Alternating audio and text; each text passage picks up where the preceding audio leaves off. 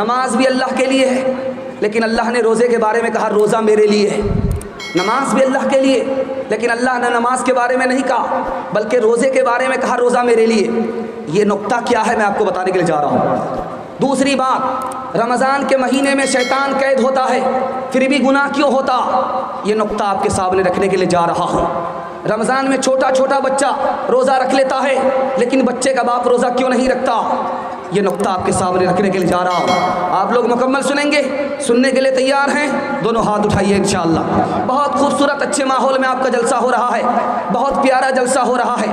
دل سے دعا دیتا ہوں اللہ آپ کی ہر مشکل کو آسان فرمائے۔ خدا نے کہا روزہ میرے لیے، ہم اپنے خدا کے لیے روزہ رکھتے ہیں، وہ روزہ نہیں رکھتے، اس لیے اللہ نے فرمایا روزہ میرے لیے۔ دوسری بات کو سنیے گا، میں آپ کو سنانے کے لیے جا رہا ہوں۔ ہر کام میں مزہ آتا ہے۔ آپ کو میں قرآن سناؤں، آپ کو سن کر کے مزہ آئے گا۔ میں آپ کو تلاوت سناؤں، آپ کو سن کر کے مزہ آئے گا۔ میں آپ کو شعر پڑھ کر کے سناؤں، آپ کو مزہ آئے گا۔ لیکن ایک کام ہے جس میں مزہ نہیں آتا، مزہ کرکرا جاتا ہے۔ روزہ رکھنے میں، بھوکا پیاسا رہنے میں مزہ نہیں آتا۔ جس کام میں مزہ نہیں آتا، دل کو مزہ نہیں ملتا، وہ خدا کے لیے خالص ہوا کرتا ہے، اس لیے اللہ نے فرمایا روزہ میرے لیے۔ تیسری بات سنانے کے لیے جا رہا ہوں۔ آپ میرے بیان کو سن رہے ہیں، میری تعریف کریں گے، میرے اندر ریاکاری آ جائے گی۔ آپ مجھ کو حاجی بولیں گے، میرے اندر ریاکاری آ جائے گی۔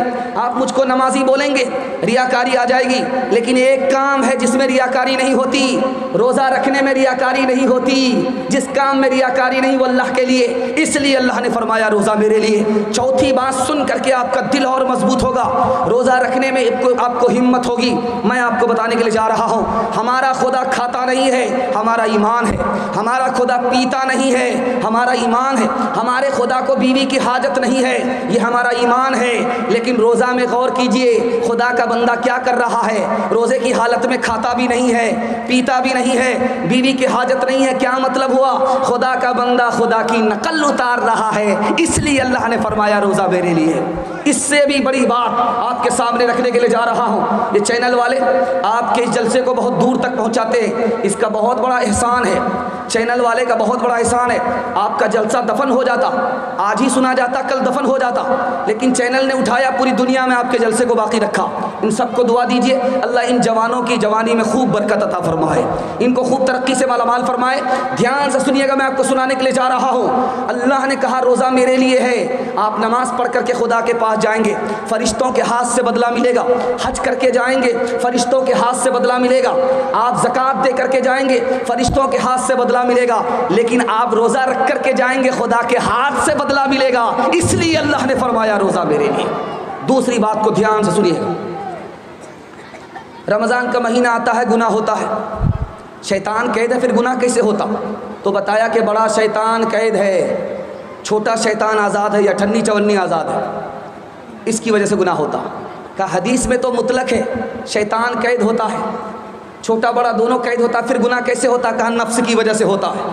شیطان تو قید ہوتا ہے، نفس آزاد ہوتا ہے، تو کہا کہ نفس تو ٹوٹ جاتا ہے روزہ رکھنے کی وجہ سے، بھوکا پیاسا رہنے کی وجہ سے، پھر گناہ کیسے ہوتا؟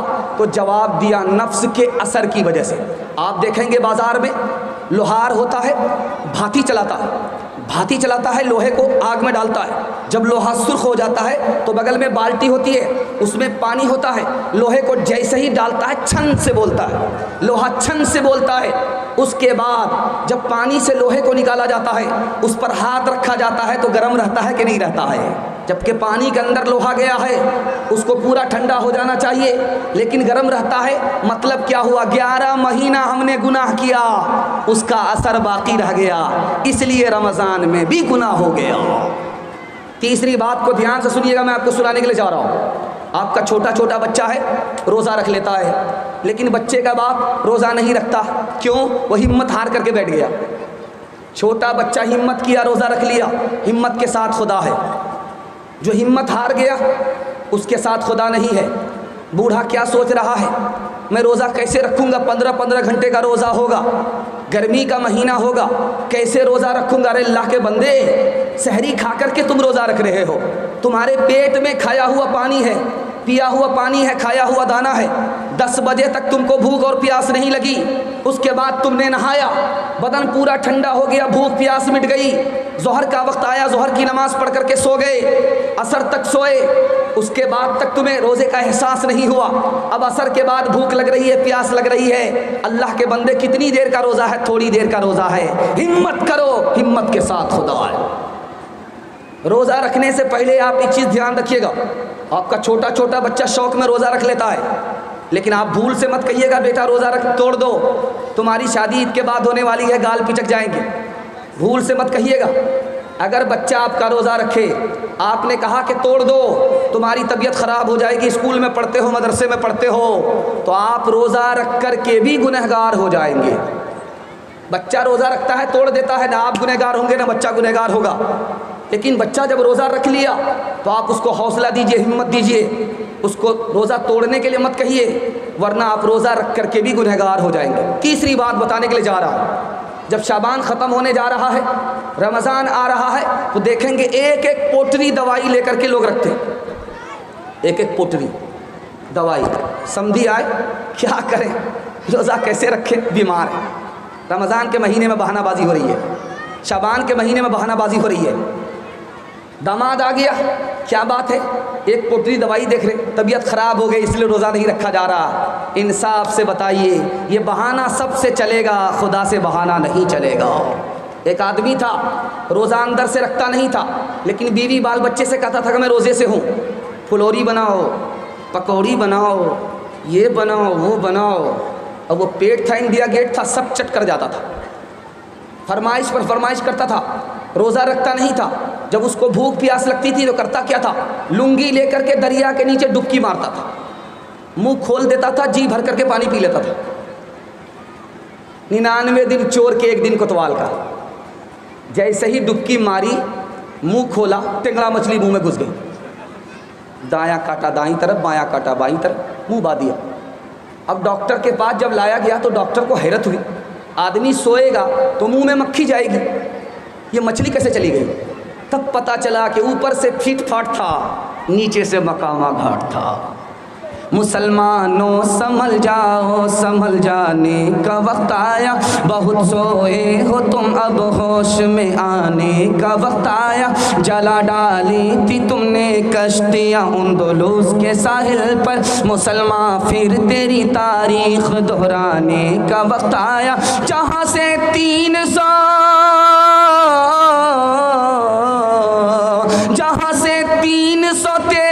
چلے تھے تم مسلمانوں، انہی ماضی کی راہوں پر، انہی ماضی کی راہوں پر پلٹ جانے کا وقت آیا، انہی ماضی کی راہوں پر پلٹ جانے کا وقت آیا۔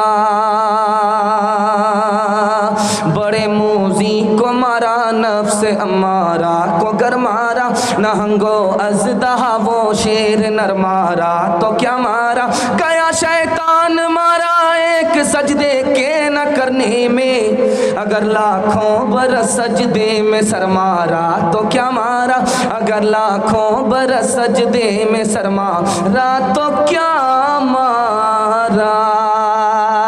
انشاءاللہ رمضان میں روزہ رکھنے کے لیے سوچیں گے، ہاتھ اٹھائیے، سوچیں گے تو رمضان تو ایسے ہی نکل جائے گا۔ مکمل فیصلہ لے کے رمضان کا روزہ رکھنا، کیا پتہ اس کے بعد رمضان کا مہینہ ملے یا نہ ملے، اس کی گارنٹی نہیں ہے۔ دوسرا پیغام آپ کی خدمت میں لے کر کے آ رہا ہوں، اس کو بہت دھیان سے سنیے گا جو میں آپ کو سنانے کے لیے جا رہا ہوں۔ آپ کے ہاں مدرسہ چلتا ہے چھوٹا بڑا، مدرسے پر اعتراض مت کیجیے گا، نقصان آپ ہی کا ہوگا۔ چاقو تربوز پر گرے یا تربوز پر چاقو گرے، نقصان تربوز کا ہے، آپ ہی کا نقصان ہے۔ ہم لوگ مدرسے پر اعتراض کرتے ہیں، مدرسہ پرانا ہو گیا، اب اس کی کوئی ضرورت نہیں ہے، پہلا اعتراض۔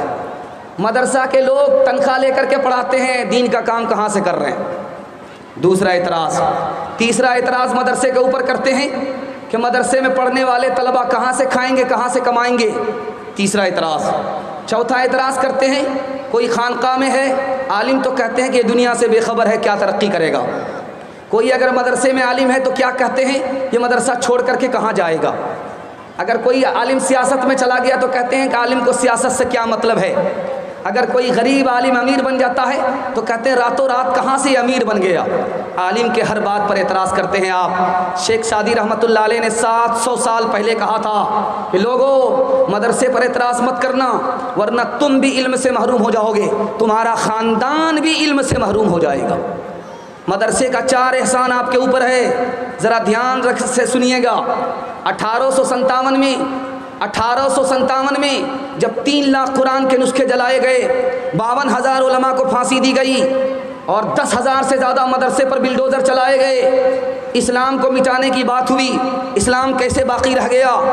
مدرسے کے عالم کی برکت ہے، انہوں نے چوری چھپے اپنے بچے کو دین اسلام سکھایا، انہوں نے اپنے بچے کو دین اسلام سکھایا، ان کی قربانی کا صدقہ ہے کہ آج یہ دین اسلام ہندوستان میں باقی ہے۔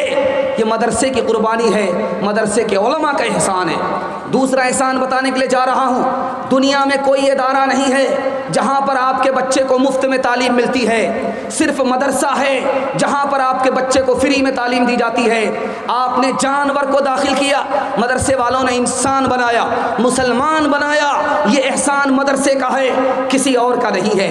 تیسری بات بتانے کے لیے جا رہا ہوں، اگر یہ مدرسے کے عالم نہیں ہوتے، یہ مدرسہ نہیں ہوتا تو آپ کے لیے کوئی عورت حلال ہی نہیں ہوتی، نکاح آپ کیسے پڑھتے؟ اور بچے کو ماں تو ملتی، باپ نہیں ملتا، یہ مدرسے کا صدقہ ہے، مدرسے کی قربانی ہے۔ چوتھی قربانی کو یاد رکھیے، آج آپ کے چہرے پر داڑھی ہے، آپ پنجابی اور پائجامہ کے ساتھ ہیں، پائجامہ اور لنگی کے ساتھ ہیں، پنجابی اور لنگی کے ساتھ ہیں، داڑھی ہے، ٹوپی ہے، یہ مدرسے کا صدقہ ہے، ورنہ جانور سے بھی آپ بدتر ہوتے ہیں۔ اس لیے انگلی اٹھانے سے پہلے 100 بار سوچ لینا ہے۔ کوئی بھی خریدار دکاندار کے ہاں پہنچتا ہے تو جب تک اس کی جیب میں پیسہ نہیں ہوتا اس کو سودا نہیں ملتا، جب تک آپ کے دل میں عالم کی محبت نہیں ہوگی، مدرسے کی عظمت نہیں ہوگی، مدرسے کی تعلیم کی عزت نہیں ہوگی، آپ بھی علم سے محروم ہوں گے اور پورا خاندان علم سے محروم ہو جائے گا۔ ہاتھ جوڑ کر کے آپ سے کہتا ہوں، مدرسے سے 3 تعلق ہوتا ہے، تینوں تعلق کو باقی رکھتے ہیں تو ہاتھ اٹھا کر کے بولیے انشاءاللہ۔ مدرسے میں بچے کو بھیج کر کے تعلیم دلائیں گے، مدرسے کے علماء کی تعظیم کریں گے، مدرسے کو تعاون کریں گے۔ 2-3 مثال پر پیغام ختم کر رہا ہوں۔ نبی کی مجلس ہے، صحابی آئے، یا رسول اللہ مجھے شک ہوتا ہے میں مسلمان ہوں یا نہیں ہوں، تو اللہ کے رسول نے کہا ایسی کیا بات ہے؟ کہا آپ کی مجلس میں ہوتا ہوں، دل پر آپ کی بات اثر کرتی ہے، جب آپ کی مجلس سے نکل جاتا ہوں وہ اثر محسوس نہیں کرتا، مجھے شک ہوتا ہے کہ میں مسلمان نہیں ہوں۔ اللہ کے رسول نے کہا کہ گھبراؤ نہیں، فکر کرنے کی کوئی بات نہیں ہے، یہ کبھی کبھی ایسا ہوتا ہے، ہمیشہ ایسا نہیں ہوتا۔ حضرت عمر رضی اللہ تعالیٰ عنہ حضرت حذیفہ سے کہتے ہیں کہ اس فہرست کو نکالو، رجسٹر کو دیکھو، جو مسلمانوں کا رجسٹر نہیں ہے، مسلمان نام کے اندر سے مسلمان نہیں، ایسے لوگوں کی فہرست تمہارے پاس ہے، دیکھو اس فہرست میں عمر کا نام تو نہیں ہے۔ اپنا عیب ٹٹولنا ہے، دوسرے کے عیب پر انگلی نہیں اٹھانی ہے۔ ہاتھ اٹھائیے انشاءاللہ، دھیان سے سنیے گا۔ 3 مثال پر پیغام کو ختم کر رہا ہوں۔ کنویں میں کتا گر گیا، بستی کے لوگ آئے مسئلہ پوچھنے کے لیے، کہا کہ کتا گر گیا ہے، مر گیا ہے، تو مسئلہ بتایا گیا کہ کنویں سے پانی نکالو، جتنا نکال سکتے ہو نکالو۔ تو لوگوں نے کہا کہ پورا کنواں ہم کیسے نکال سکتے ہیں؟ وہ پانی نکلے گا، پانی آتا رہے گا، پانی نکلے گا، پانی آتا رہے گا۔ کہا 100-200 ڈول نکال دو، کنواں پاک ہو جائے گا۔ 100-200 ڈول کنواں سے پانی نکال کر کے لوگ آئے اور کہا کہ کنویں سے پانی نکال دیا ہے، اب یہ مسئلہ بتاؤ کہ اس کتے کا کیا کریں؟ کہا بے وقوف، کہیں کہ کتا بھی نہیں نکالا؟ کہا کہ نہیں نکالا۔